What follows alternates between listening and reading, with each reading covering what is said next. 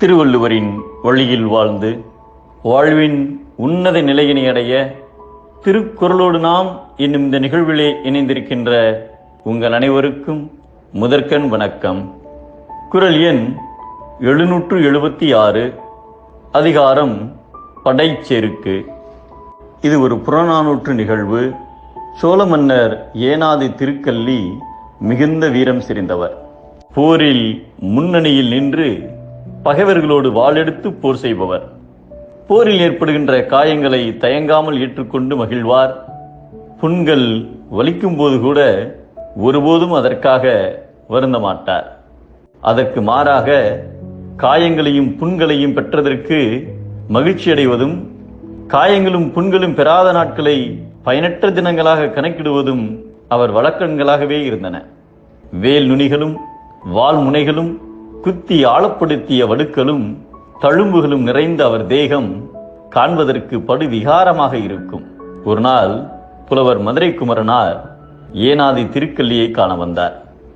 தனிமையில் உரையாடி கொண்டிருந்த போது, அரசே, நான் உன்னை புகழ்வதா அல்லது உன் பகைவரை புகழ்வதா என்று எனக்கு சந்தேகமாகவே இருக்கிறது என்றார்.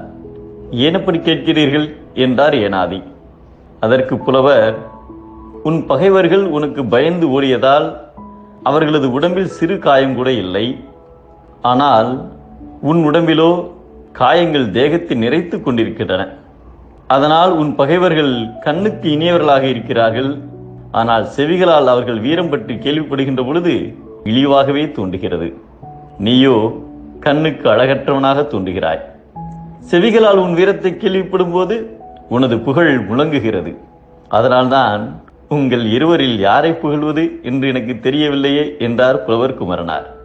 ஆனாலும் இந்த உலகம் கண்ணுக்கு அழகான உன் பகைவர்களை புகழாமல் கண்ணுக்கு அருவருப்பான உன்னையல்லவா புகழ்கிறது? அதுவும் என் பாக்கியம்தான். இந்த புண்தான் உனது புகழ்.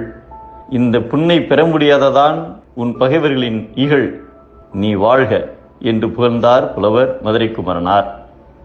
ஒரு வீரன் போரில் விழுப்புண்படாத நாட்களை எல்லாம் தன் வாழ்நாளில் வீணே கழித்த நாட்களாக எண்ணி வருந்துவான் என்பதை விழுப்புண்படாத நாளெல்லாம் வழுக்கினில் வைக்கும் தன் நாளை எடுத்து என்கிறார் நம் தெய்வப்புலவர் திருவள்ளுவர். உழைக்காத நாட்கள் வாழாத நாட்கள், உழைக்கின்ற நாட்களே வெற்றி விழாக்கள்.